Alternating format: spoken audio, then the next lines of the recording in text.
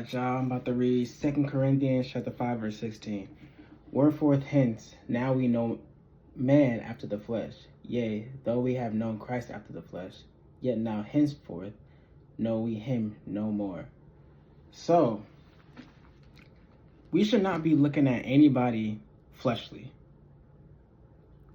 Because you got to realize, if this flesh is about to be put to death, if this flesh is sentenced to death, how are we supposed to profit through the flesh? You don't gain wisdom through the flesh. You don't gain knowledge through the flesh. You don't gain understanding through the flesh either. You gain all that spiritually.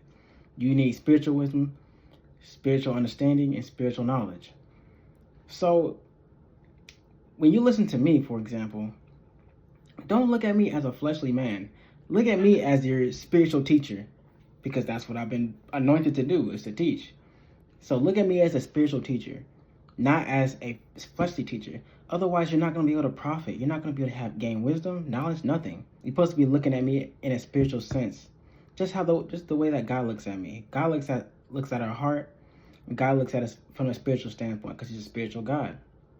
We're supposed to do the same. So when someone makes a mistake towards you, instead of looking at them as the flesh, the human that they are, they're going to make mistakes. Know that that is not them. That is not the real them.